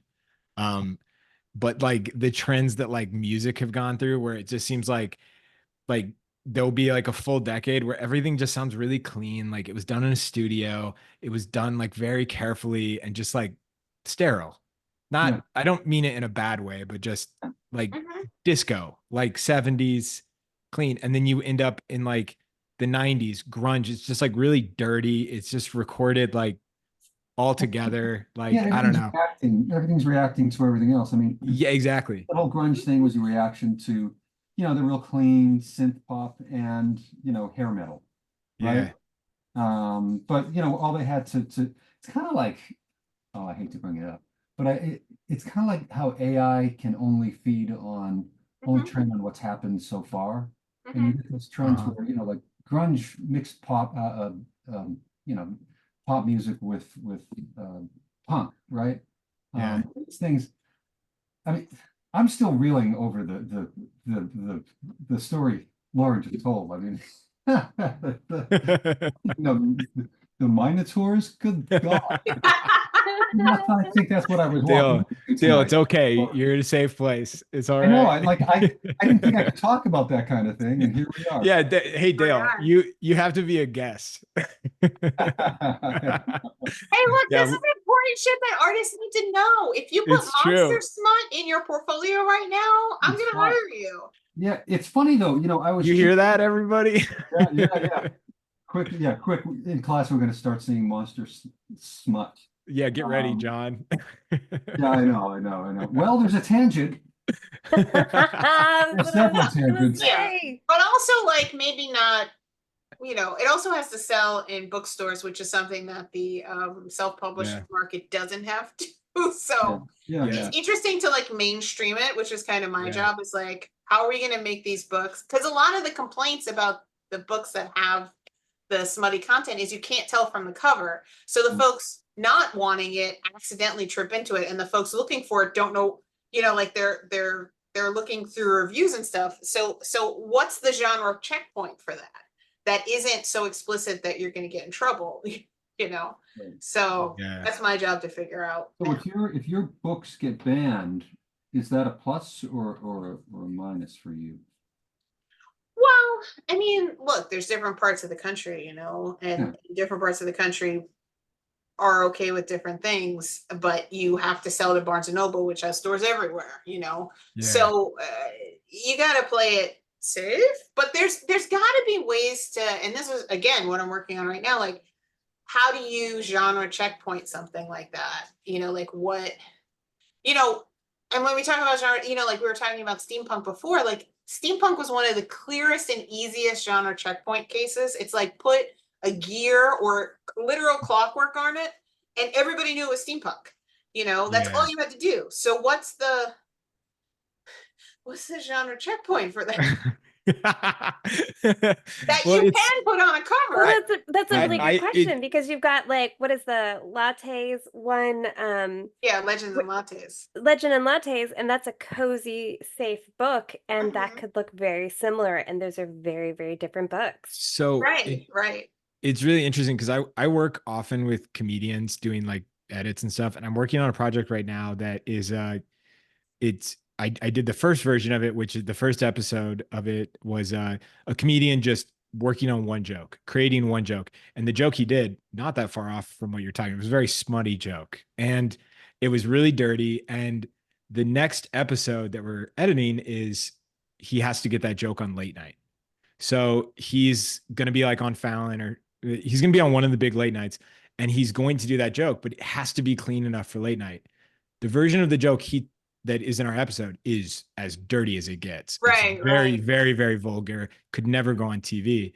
And we were talking about it. And one of the things that's really interesting is people will reference like It's Always Sunny often, because like they have to work within the confines of these are the rules. These are the things you cannot say. It's not HBO, right? Right, And- right, exactly. That's And like the that truth is, characteristic. the truth is you can often stay within the confines and actually make it way dirtier. Yeah, And yeah. like, Well, yeah, that's and the creativity of it, right? yeah, exactly. And I find that fascinating, the idea of like a cover art for something like in that direction. Cause I imagine the first ideas that come to mind, it's like, we're going to get arrested if we print Yeah. that. Well, in actual romance books, like how many buttons a guy has open on the cover is genre checkpoints to those fans of how spicy the book is. Is it? I had Oh. no Yeah. clue. Could you say that So- again? What was, yeah. So if a guy is on the cover of a romance book and his shirt is buttoned all the way up, it's like fade to black. So like you never see the sex scene. And if he has Okay. one button open versus like all the buttons open or a shirt off entirely, then that tells you how spicy the book is. But we don't have something like that for sci-fi fantasy. Like dragons don't wear shirts, okay? So like Yeah. how am I gonna do this? How many You have to spikes- start putting polos on those dragons. Right? How Seriously. many horns does the dragon Purple have? dragons are Right? safe.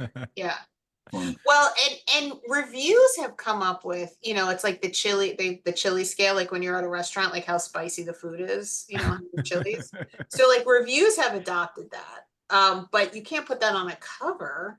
So I don't know. Right. That's actually really, you know what? On the topic of romance novels, Lauren, Cassandra and I have this mission that we've been working on for like a year now, and I bet you could help us with This it. is so true. Yes. We during the COVID, we were running the show, and the most photographed romance novel model Uh-huh. reached out and was like, "Love what you guys are doing. I want to be on." And then I think he wasn't impressed by our financial offer to have her romance because we were kind of like, we're kind of just doing this for fun, man.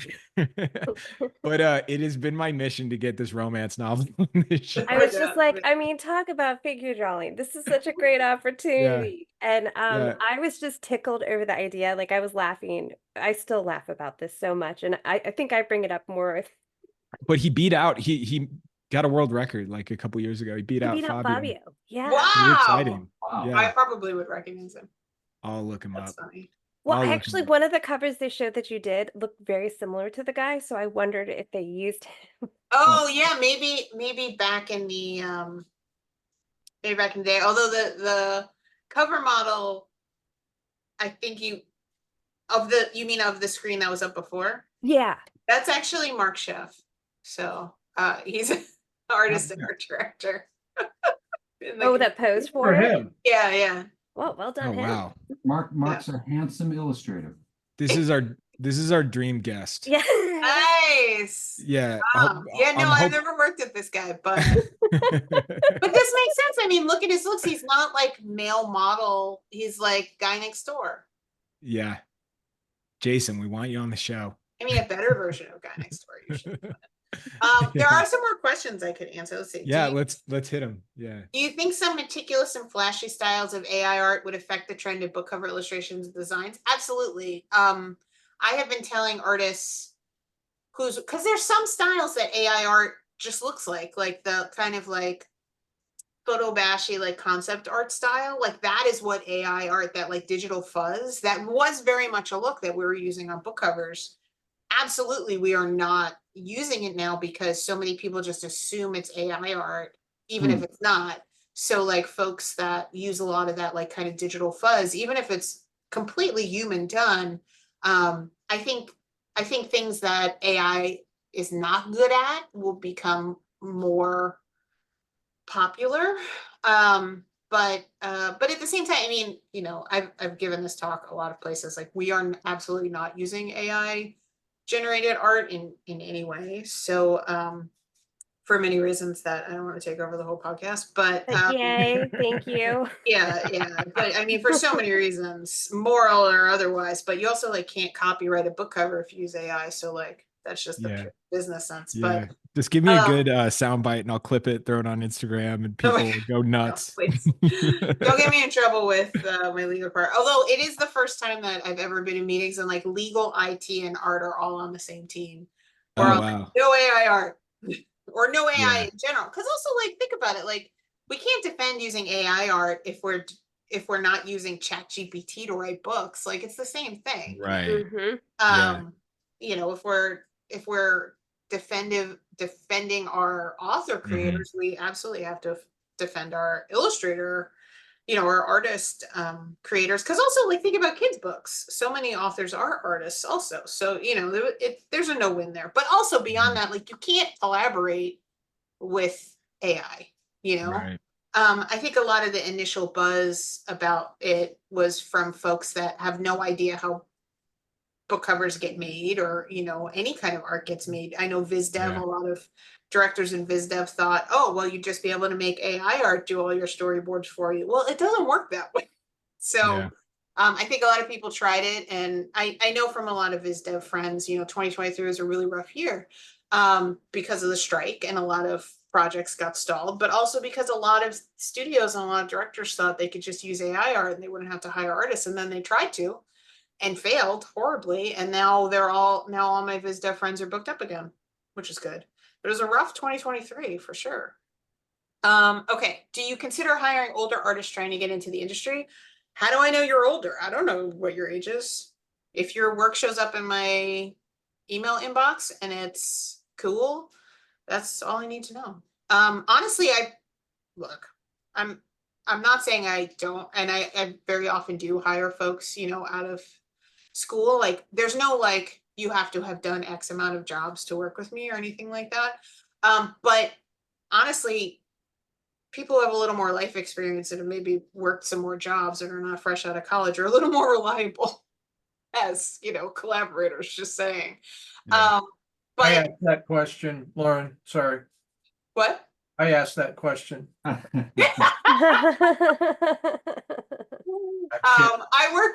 work with folks all over the age spectrum. I really do. You know, there's something lovely about giving somebody their break, no matter what age they are. But you know, there's something really charming about working with folks like right out of school. But it's also a lot of work, because a lot of times you're not just teaching them how to be a good professional artist, you're teaching them how to be like an adult. Yeah. If it's like your first time working with them, do you give them a little break or treat them differently than a typical vendor or like artist, creative? Yeah, I don't give projects that I know are going to be high profile or just a lot of drama to folks that look, there are a lot of folks that I haven't worked with before, but I know are professionals and like are reliable and have worked for other art directors, or their reputation precedes them.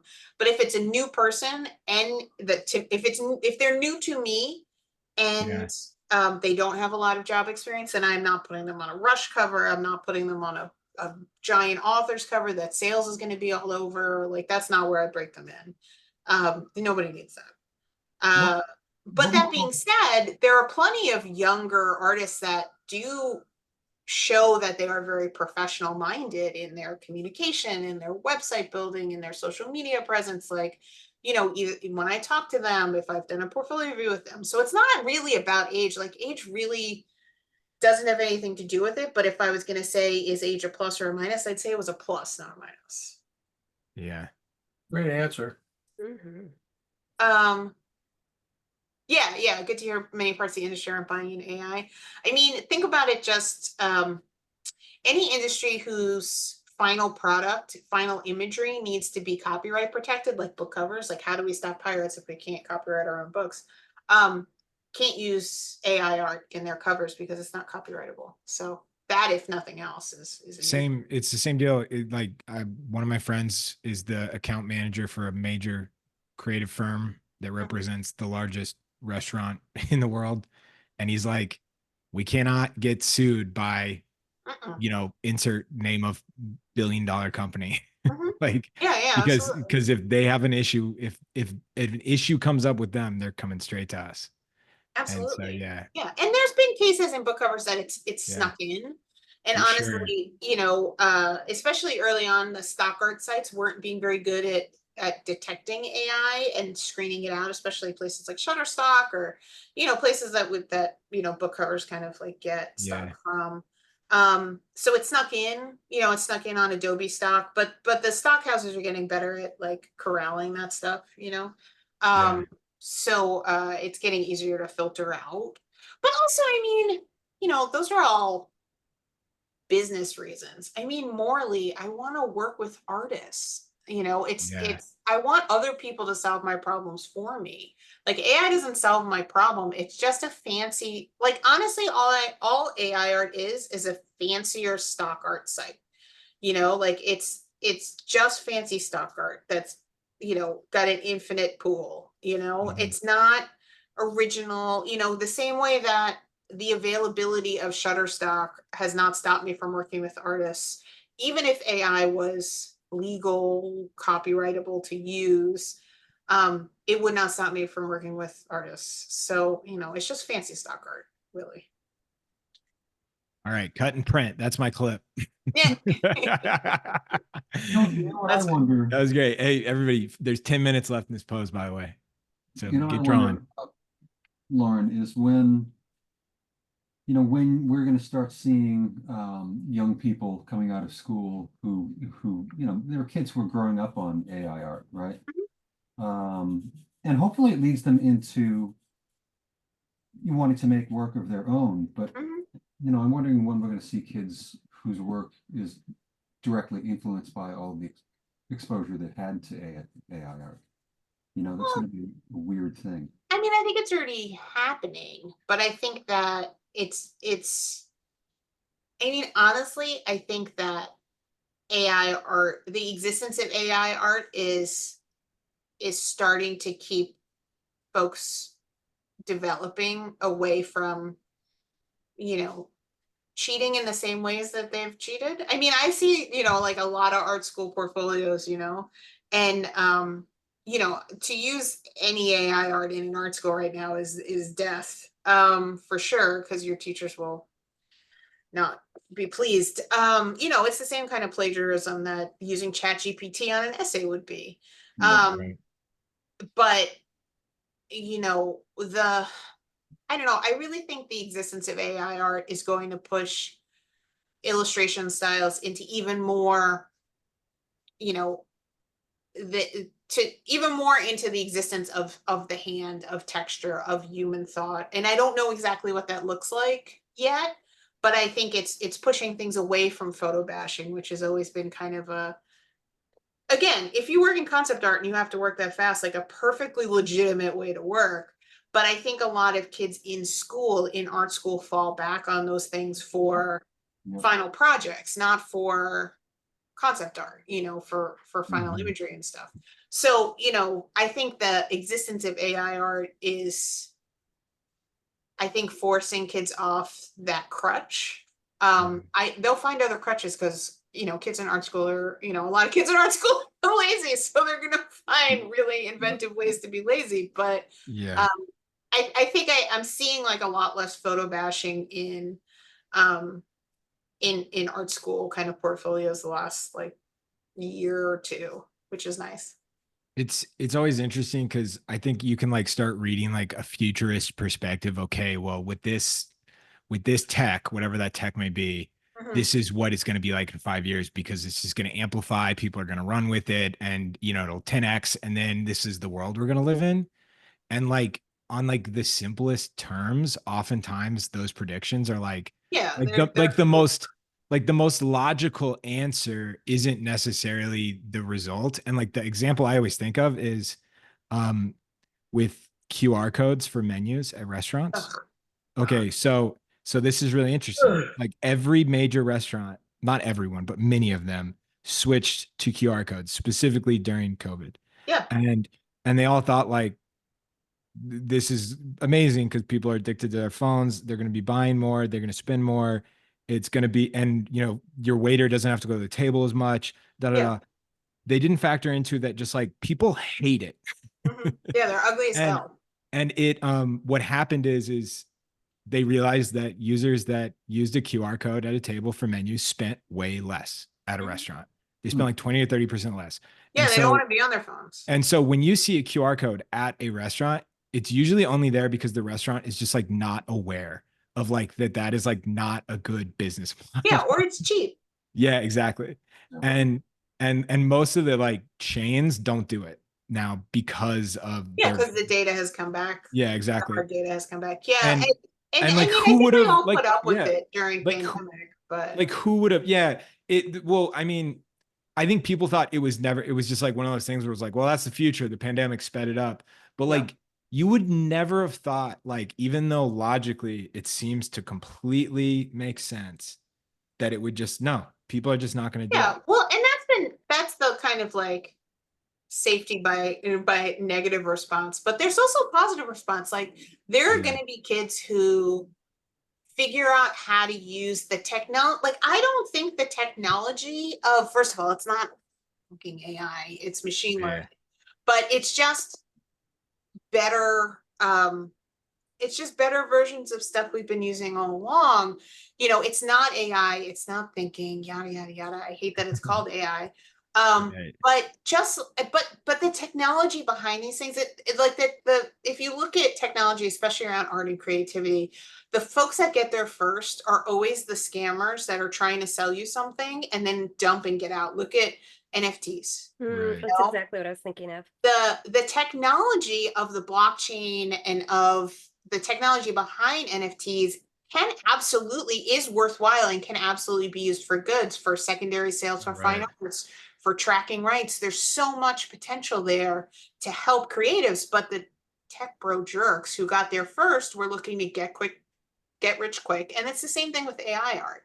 You know, Right. these platforms like Midjourney and Dolly, like were there looking to make money, looking to convince everybody that it's magic, you know, yada, yada, yada. And, you know, those are the guys that come first, kind of pee in the pool and ruin it for everybody for a while. But that technology is still around Love and that. people are going to find ways to use it for good. And we don't even know what that is yet, you know, as far as AI Right. is. But, you know, I mean, AI art is really just harnessing the kind of technology that Pixar's been using for years to generate tree leaves and things like that. And I have friends that work at Pixar and they're not, you know, drawing cells, they're, you know, of animation, they're programming computers to auto generate leaves on trees is literally a job a friend of mine has, you know. So that technology is there. It's been turned into a toy and it was kind of marketed as a magic, you know, as magic. And there's a lot of reasons that people want to believe that art is easy and all the sweat and skill and time us artists are spending literally right now is not worthwhile. And there's a lot of psychology to that. I mean, I did an article on Muddy Colors not too long ago about, you know, the envy of non-creatives, which is what's fueling a lot of this AI art. Like people want to believe that art is easy and that, you know, artists are making a mountain out of a molehill. And there's this quote by Mary Oliver, who's one of my favorite essayists and poets, and she says, you know, like the envy or the most miserable people in the world are the people that heard the call to creativity and ignored it. And a lot of that feeling, like people who wanted to do art or wanted to be creative and never gave it the time or the energy or the dedication, really want to believe that they're artists when they're prompting AI, you know. So there's a lot of that psychology fueling a lot of this, but in real business practice, in real business use, like it's just going to shake out as fancy stock art, and that's it. Amen. Yeah. Yeah, don't worry, you're all you guys are not out of jobs. I still need you. Yeah, I have a friend who's an architect, and his company actually just posted for AI to take our jobs, clients are gonna have to describe what they want. I think Exactly. yeah. I love those memes because it's so Yeah. true. Like I'm literally sitting in a cover meeting trying to pull out of my editors what they want, and they can't articulate what they want. How are they going to put it in a prompt box? Right. It just doesn't. It doesn't work that way. And then of course, like that AI is not sitting in a room getting feedback from those people, like and revising their art. There's another question. Wanted to ask, as a new person in the design industry, more specifically animation. Well, that's a different industry from design, but what are some places or ways to stay updated on the industry trends and news? It depends on what your audience is. So like if you're interested in animation, there's well, it used to be the, what was it? The CDFA, anyway, Lightbox. I think a lot of folks go to the Lightbox convention in LA in October. But there are animation, it's not really my world, but there are animation specific kind of programs. And again, like folks that teach or guest in Visual Arts Passage know a lot more about that. My specialty is publishing, but you know, if you look for guilds, online sites, you know, that are specifically for the industry. I mean, look at podcasts. People will be on podcasts about animation, talking about what events they go to and what guilds they belong to and what websites they check out. I know for like children's books, you know, I don't work in children's books, but whenever an artist says that they're interested in getting into children's books, I tell them to check out the SCBWI, which is the Society for Children's Book Writers and Illustrators. And that's a very specific kid. Like if you are want to break into kids' books, that's the society to join, or at least to kind of follow online. And they have events and articles and podcasts and all kinds of portfolio reviews, all kinds of things specifically about kids' books. You know, so every single industry is going to have that kind of group or groups or websites, and you just got to kind of listen. I mean, there's podcasts about everything. You know, there's articles online about everything. Just listen to some with a notepad and like write down some of the sites people name drop, you know, things like that. Hey everybody, please start posting your work to Instagram. It's hashtag Blockbuster Hive, hashtag Drawing Hive, and at Visual Arts Passage. We are having a display issue with the hashtag tonight, so just please post it. We'll see what's there, and yeah, hopefully we see it. There's always something new wrong. This hashtag thing, we are constantly chasing the Instagram. Oh, Stupid. They always switch it up as soon as we get comfortable. Keeps us on our toes. Yeah, keeps us on our toes. Do you have an art director that is like that you think is just like goated, like is like the best to ever do it, inspires you with what they do? I mean, probably the most famous working art director in publishing is Chip Kidd.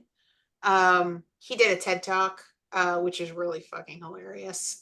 He's been one of the art directors of Knopf books for, God, 20 years at least, 30 maybe. And he did the original Jurassic Park book cover, which became the logo, which became everything. Oh my gosh, I remember that. Yeah, so many famous books. And he's got a great TED Talk, if you want to listen to that. But he has 2 TED Talks, I think. Anyway, I mean, I don't have the same style as Chip, but certainly, you know, he's been an inspiration to everybody in book covers, you know, working today. You know, I used to look at designers more when I was younger in my career. And now I tend to not be, I think it's because I'm not designing as much. I don't look at other designers or other art directors as much. I think I'm more inspired by the illustrators that I work with than I am by folks doing the same thing I do. Like, I'm not a painter, you know, so a lot of my art direction is about, you know, just keeping people on the path of like target audience and emotion and things like that. When I give portfolio reviews, I'm not, you know, critiquing their anatomy or their brushstrokes or anything, or their edges or anything that you guys would as illustrators yourselves. I'm giving very different kinds of reviews. But you know, I don't know. I think the folks that I find really inspiring are like creative leaders, people who have like really kept an interesting like art department together, you know, like kind of reading about like Johnny Ive from Apple or things like that when he was there, you know, folks that like were able to hold the line between like, you know, the folks like the number crunchers and the creative folks, and like really like protect a space for their team. There's a book, I think it's called Herding Tigers. That's about that. I think it's called Herding Tigers. And it's all about like creative leads and stuff. Like, that's the stuff I find interesting kind of as inspiration right now. Folks that were able to like carve out a space in our capitalist hellscape for creativity to actually like make a living and thrive. So I don't know, kind of looking more at those folks. That's amazing. Oh man, I want to spotlight everybody. I want to check out some of this artwork. This is amazing. Yeah. Cassandra. Whoa. I've got glare here. There we go. Oh, but it's great. Oh, that's nice, Cassandra.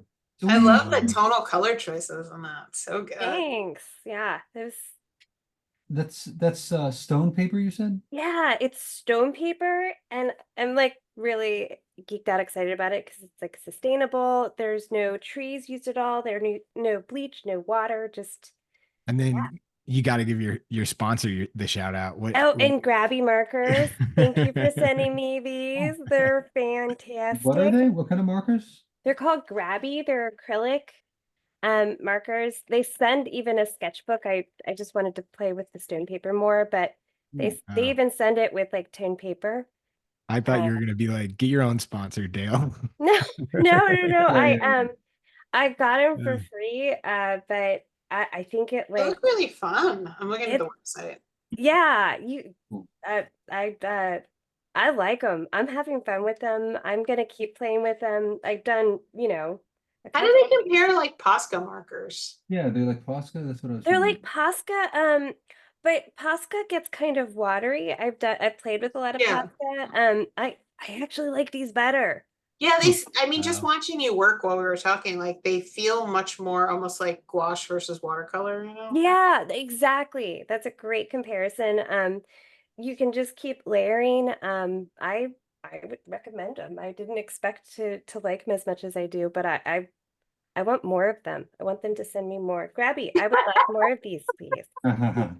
So You know, wait, official brand representative. I'll keep playing with them. I'm just gonna remind everybody. So real quick, there's definitely a bug with Instagram tonight. I don't think it's a change to the algo or anything. I think it's just whatever, an issue. But instead, so tonight I'm gonna ask everybody to share their work on Discord. So get ready to do that. Don't start posting yet because I know people might have some questions left or chat and all that. And I want it at the end. It's just gonna be art that we're gonna check out. But while we wait, I'm giving everybody 5 more minutes of drawing. I just want to remind everybody, early bird enrollment opens tomorrow. Don't miss it. The code is CHIRP. If you're considering illustration as a career, if you're trying to get into gallery space as a fine artist, this is the way that you want to learn, however you want to do it, whether it's with us or elsewhere. You want to learn from people who are actively in the industry. And the more people you can talk with, the more communities you can be part of, the faster that experience is going to be. And, you know, life is only so long. You should try to get doing what you love faster. You're going to get to do it longer, and you're going to have that longer career. So, I just don't forget, definitely sign up. It's only a 2-week period, so it doesn't last forever, and space is limited. So go to visualartspassage.com if you want to learn more.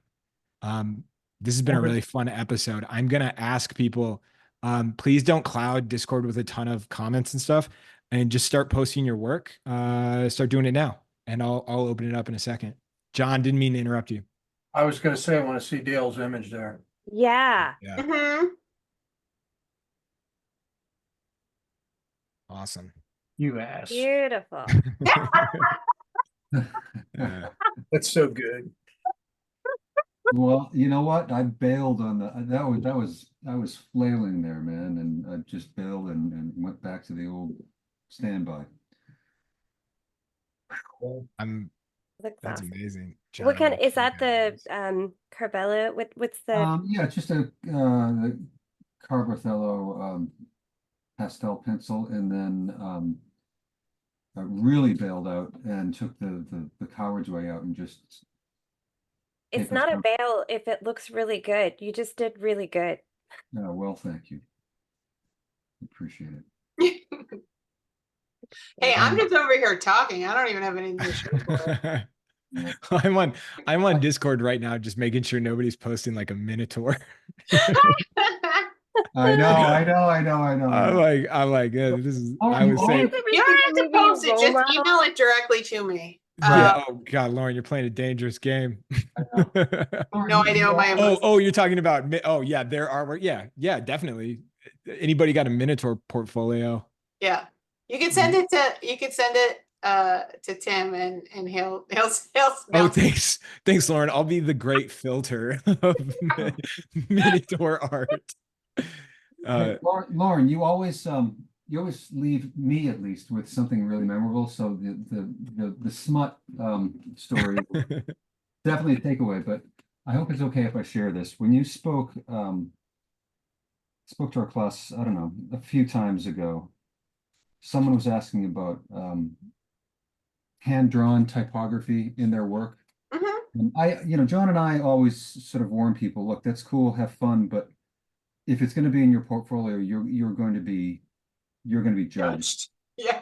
And you put down some really wonderful words that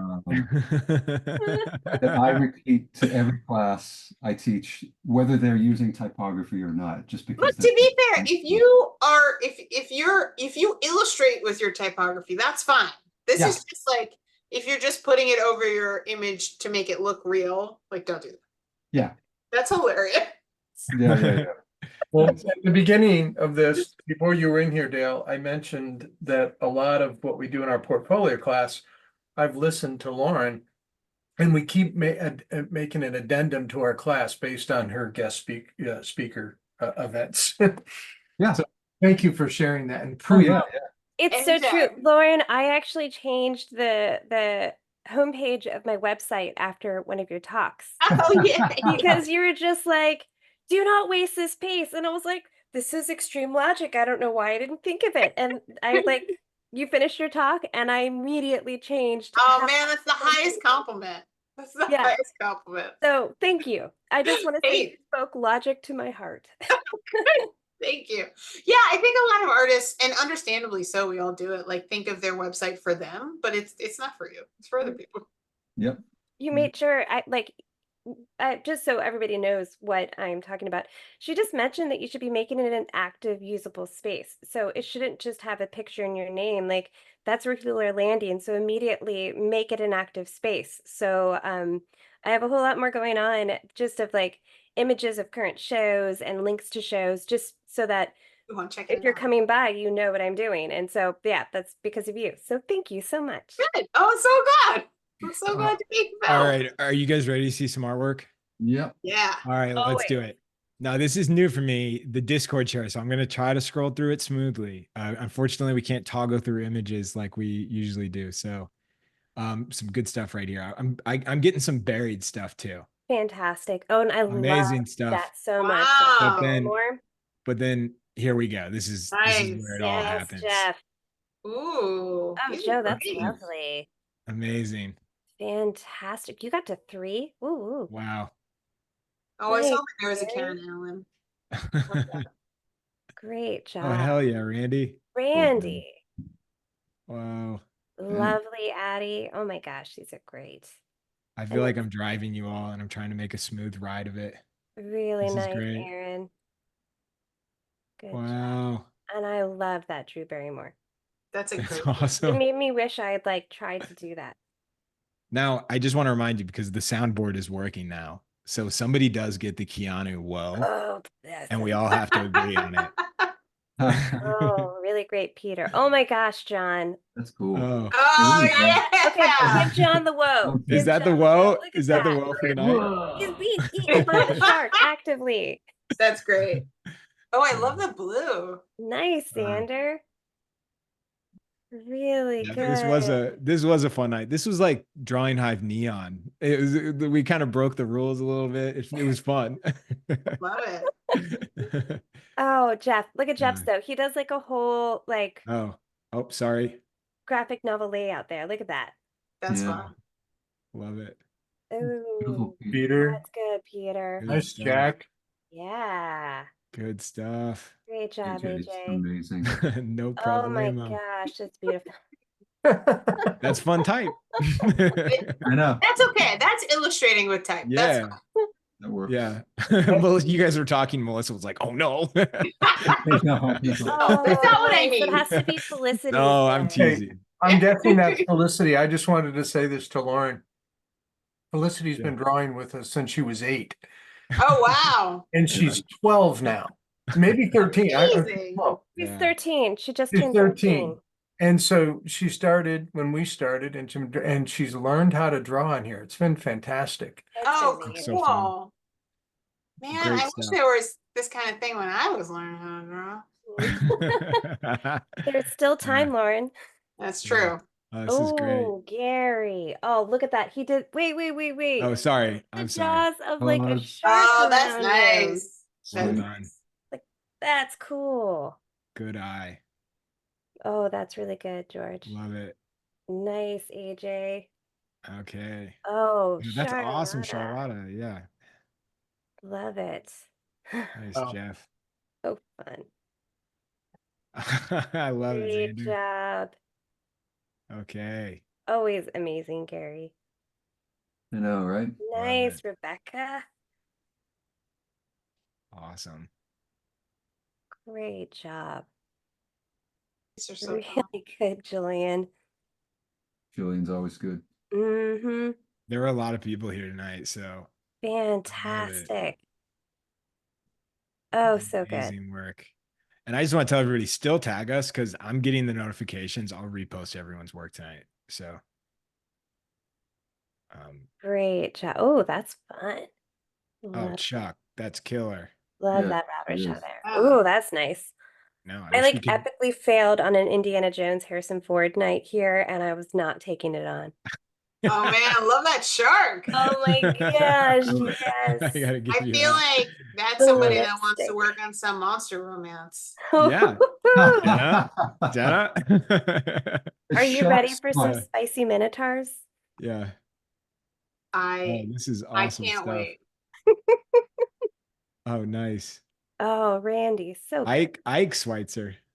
I didn't know there was another Schweitzer at the game. No. Wow. Yeah. That was Wow. good. This is great. Nice So stuff. good. Sam And Schweitzer. Sam. There's so many Schweitzers. Oh my gosh. Her family's in. It's a Yeah. family night and it's really good. Randy's running like a dynasty out of his house. Amazing. They're all so Can you talented. imagine? They're all like 3 years old, and he's like, "Okay, guys, get your pen." Yeah. Hey, this is our last one for the night. It's a great one to end on. Lauren, this was awesome. Thank you so much for coming. Oh, my Everybody, please sign up if you're planning on it. Take advantage. The code is CHIRP. What a fun night, Lauren. Thank you so much. Yeah, thank Really Oh my god, appreciate thanks it. for having Lauren, me. It was Yeah. So super great to fun. have you in here. Yeah, it was Lauren. great.